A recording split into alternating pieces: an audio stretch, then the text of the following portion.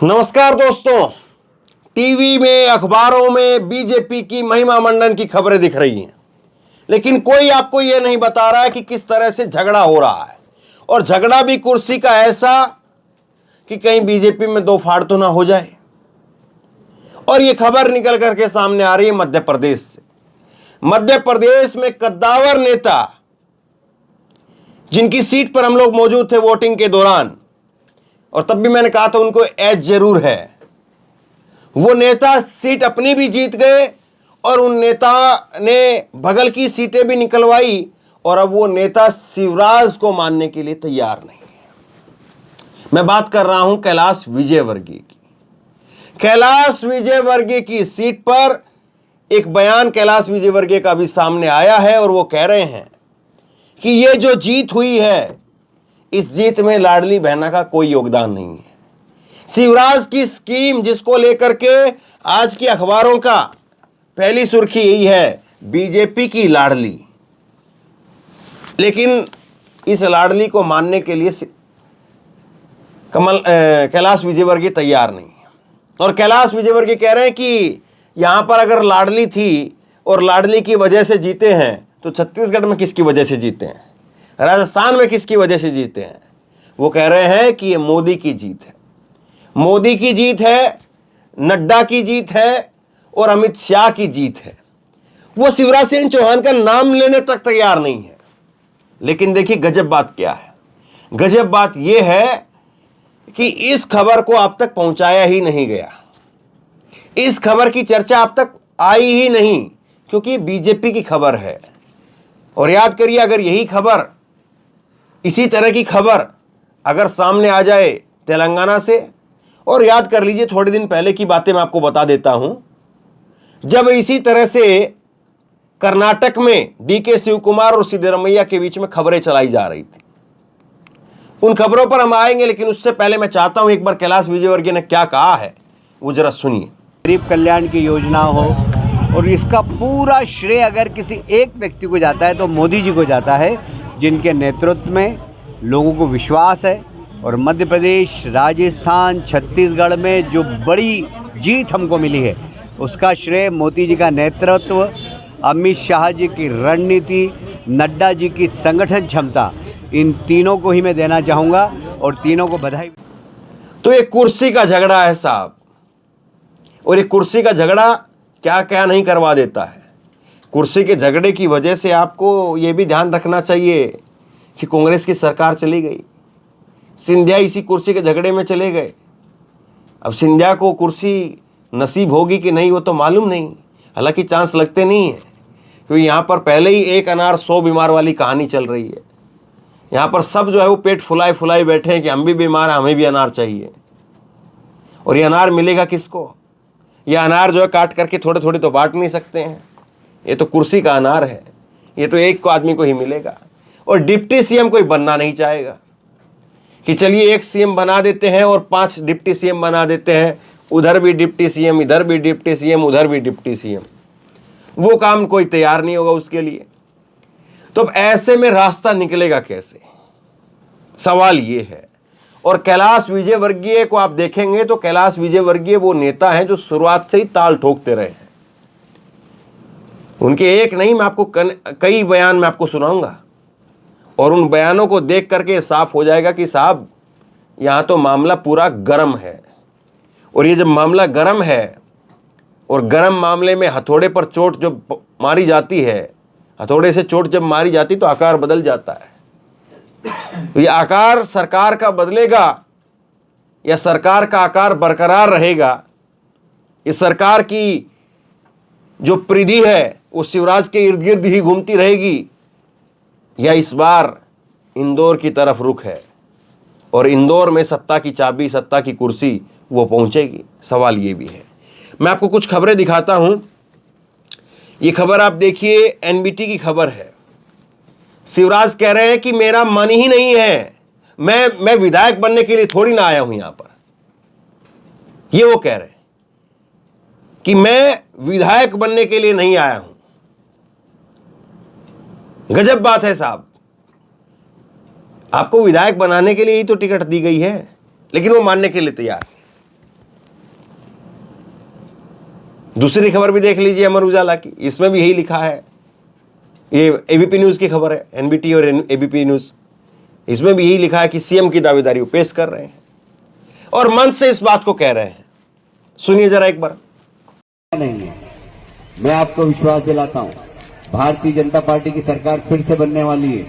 मैं खाली विधायक बनने नहीं आया हूं, मेरे को और भी कुछ बड़ी जवाबदारी मिलेगी पार्टी की ओर से, और जब बड़ी जवाबदारी मिलेगी तो बड़ा काम भी करूंगा कि नहीं करूंगा।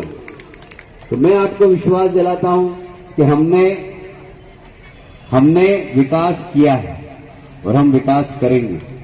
अब इसके बाद में दूसरी चीज समझिए, दूसरी चीज ये कि ये वही कैलाश विजयवर्गीय जो शुरू से लेकर के आखिरी तक यानी आज तक बार बार दावेदारी जो है ठोकते रहे। और शुरुआत में तो जब इनकी टिकट हुई तब इन्होंने कह दिया था, मैं गणेश जी की तरफ, मंदिर की तरफ हाथ करके कह रहा हूं, अपन का जी नहीं है, अपन तो बड़े नेता हो गए। अब अपन तो सोच रहे थे कि अब रैलियों में घूमेंगे, अपन तो सोच रहे थे कि अब 2-4 रैलियां करेंगे हेलीकॉप्टर में घूम करके, और अपन को यहां पर छोड़ दिया गया। अपन अब बड़े नेता हो गए हैं, अपन गणेश जी की तरफ हाथ करके कह रहे थे। ये बयान भी सुनिए। पर अंदर से खुश नहीं, सच कह रहा हूं, इसलिए कि मेरी लड़ने की इच्छा ही नहीं थी, एकदम 1% भी इच्छा नहीं थी। एक माइंडसेट होता है ना लड़ने का, अपने को तो जाना भाषण, अब बड़े नेता हो गए, अब हाथ जोड़ने का जाती तो भाषण देना और निकल जाना, भाषण देना और निकल जाना, ये सोचा था हमने तो प्लान ये बनाया था कि रोज 8 सभा करनी है, 5 हेलीकॉप्टर से और 3 कार से, इस प्रकार रोज 8 सभा करनी है इस पूरे चुनाव में। और ऐसा प्लान भी बन गया था, पर आप जो सोचते वो होता क्या, भगवान की जो इच्छा होती वही होता है। तो भगवान की ऐसी इच्छा थी कि मैं चुनाव लड़ूं, एक बार फिर से जनता के बीच में जाऊं, तो ईश्वर की इच्छा थी। तो मैं एक बार फिर से उम्मीदवार, मेरा भी विश्वास नहीं हो रहा है कि मैं उम्मीदवार, सच कह रहा हूं मैं, मेरे को लग ही नहीं रहा है कि मुझे टिकट मिल गया और मैं उम्मीदवार बन गया। ठीक है, बोलो भारत माता की, भारत माता की, भारत माता की। इतना सब कुछ बीजेपी के अंदर पक रहा है, इतना सब कुछ बीजेपी के अंदर चल रहा है, लेकिन मजाल कि उसकी थोड़ी सी धुआं भी बाहर आ जाए। कब तक बीजेपी के अंदर लोगों के इस तरह से धुआं निकलता रहेगा और वो धुआं अंदर ही अंदर खपता रहेगा। धुआं अंदर रह नहीं सकता है, धुआं तो बाहर आएगा, और बाहर नहीं आएगा तो धमाका कर देगा साहब, उड़ा देगा, फाड़ देगा। और ये जब फटेगा तो फिर सोचिए कि क्या हालत होगी। लेकिन क्या वाकई इतना आसान है? कैलाश विजयवर्गीय अगर जिद पकड़ लें तो कुर्सी ले आएंगे क्या? क्या कुर्सी खींच करके वो इंदौर ला सकते हैं? हालांकि उन्होंने अपनी बड़ी जीत हासिल करवाई, इसमें कोई दो राय नहीं है, लेकिन कुर्सी की लड़ाई जरा अलग होती है। कुर्सी की लड़ाई केवल इतनी नहीं रहती कि आपने कह दिया और बात हो गई। अगर भनक भी लग गई इस बात की कि कैलाश विजयवर्गीय की बात मानी जा रही है, तो एक अनार 100 बीमार वाली फिर से कई लोग खड़े हो जाएंगे। और भी सांसद हैं, नरेंद्र तोमर भी फिर कहेंगे कि भाई मेरे को भी दो, मैं भी लड़ा हूं। इतना वरिष्ठ मंत्री केंद्रीय, कृषि मंत्री, वो भी हाई प्रोफाइल, किसान आंदोलन में सारी गालियां मेरे हिस्से में आई, मैंने वो सारी झेली है। वो किसान आंदोलन की तपस वो मैंने झेली अपने ऊपर, तो मुझको इनाम मिलना चाहिए अब। तो ऐसे फिर बहुत सारे लोग खड़े हो जाएंगे। उधर से सिंधिया कहेंगे गद्दारी का टैग तो मैं अपने टोकरा लेकर के गद्दारी का अपने सिर पर तो मैं ढो रहा हूं, तो मुझको कुछ तो इनाम दो, मेरा गद्दारी से पिंड छुटाओ, मुझको भी इनाम दो, मैंने सरकार बनवाई वरना सरकार में ही नहीं आते। तो ये सारी चीज है, और ये सारी चीजें, ये सारी बातें अपने आप में चुनाव में कितना असर डालेंगी, कितना बदलाव इनकी वजह से आएगा, ये अपने आप में एक बड़ा सवाल है। इसके साथ आपको मैं कुछ और सुनाता हूं। मुझे तो बहुत जबरदस्त तरीके से हंसी आ रही है, लेकिन मैं अब क्या करूं, हंसी को रोकना चाहिए, क्योंकि पता नहीं किसी की भावनाएं आहत हो जाएं। अब भावनाएं आहत से होने से आप कुछ समझ में आए? याद करिए मध्य प्रदेश के मुख्य गृह मंत्री साहब जिनको बड़ी फुर्सत रहती थी फिल्मों के गाने देखने की, और उन पर जो है वो भावनाएं आहत, या वो कहते थे कि समझ लीजिए या लोगों को समझना चाहिए, इस तरह के कई बयान वो देते थे। लेकिन बेचारे हार गए। लेकिन हार के बाद में भी अब भी इस वक्त में भी उनकी जो ऐठन है वो खत्म नहीं हुई है। और एक बाइट मैं आपको सुनाता हूं, रेल पकड़ करके जा रहे हैं वो, बताइए, हेलीकॉप्टर से सीधा अपनी गाड़ी और गाड़ी से रेल, तो रेल पकड़ करके जा रहे हैं और वो कह रहे हैं कि उनकी हार से ज्यादा, उनकी जीत से ज्यादा हमारे हार के चर्चे हैं। अब क्या कहना चाह रहे हैं, क्या संदेश है, आप खुद समझ लीजिए, सुनिए जरा। इतना भी गुमान न कर अपनी जीत पे बेखबर, तेरी जीत से ज्यादा चर्चे मेरी हार के। नरोत्तम मिश्रा जी अब खूब आराम से गाने सुन सकते हैं, खूब आराम से जिस गाने में जो जो आपत्ति लगती है वो खूब आराम से अब बता सकते हैं। अब उनके पास में काफ़ी समय है। हालांकि वो हो सकता है कि अपनी पूरी तैयारी कर रहे हों लोकसभा के लिए, कि भाई देखो मैंने पूरा जो आप लोग चाहते थे वो किया, और मैं तो अपनी सीट भी हार गया उस चक्कर में, अब कम से कम लोकसभा ही लड़वा दीजिए। लेकिन अब बीजेपी में वैसे ही एक अनार 100 बीमार वाली कहानी चलती है, तो कैसे टिकट मिलेगी नहीं मिलेगी। और इधर से ये जो सांसद हैं ये पहले से ही अपनी टिकट बुकिंग में लगे हुए होंगे कि हम जीत करके आए हैं, हमने अपनी विधायकी भी लड़ी आपकी, ना मुख्यमंत्री बनाया, हमको टिकट दीजिए। तो वहाँ से एक अलग राग है। कुछ की टिकट इधर से उधर रिप्लेस करने वाले रहेंगे, उनका राग रहेगा।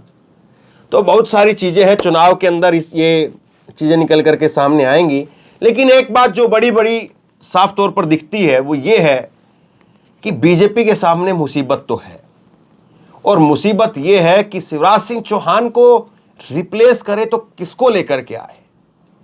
अब कितनी भी बातें इधर उधर आलोचना में कह लीजिए, कितनी भी बातें सवालों के रूप में आप कह लीजिए, कितना भी आप तंज कस लीजिए, लेकिन जो असल बात है वो ये है कि बीजेपी के सामने दिक्कत है।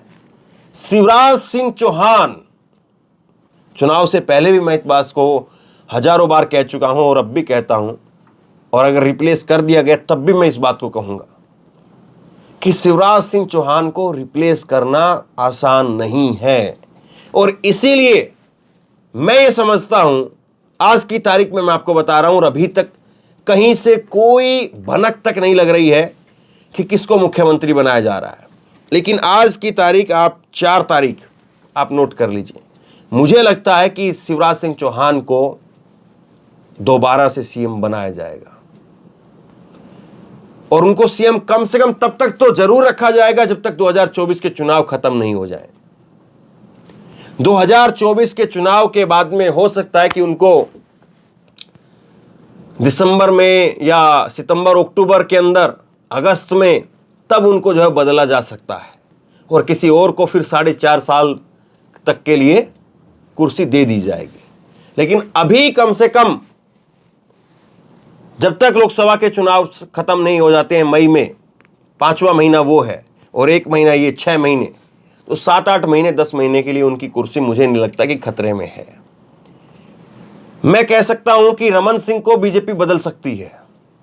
वसुंधरा राजे के लिए भी मुझे चांस दिखाई नहीं देते हैं, क्योंकि मोदी के लिए सबसे पहले अगर कोई चीज जरूरी है तो वो उनकी सत्ता है, उनके लोकसभा में सांसदों की संख्या है, और उस पर वो नहीं चाहेंगे कि कोई आंच आए, उस पर कहीं से कोई गाज गिरे, कहीं से कोई उनके सांसदों का गणित बिगाड़े, ये बात वो नहीं चाहेंगे। और वसुंधरा और शिवराज 2 नाम ऐसे हैं, कम से कम इनके बारे में ये बात तो कही जा सकती है कि इनको बदलना, मुझे नहीं लगता कि अभी चुनाव से पहले बीजेपी इसका जोखिम लेना चाहेगी, क्योंकि अगर इनको बदला गया तो फिर बहुत कुछ और भी बदल सकता है।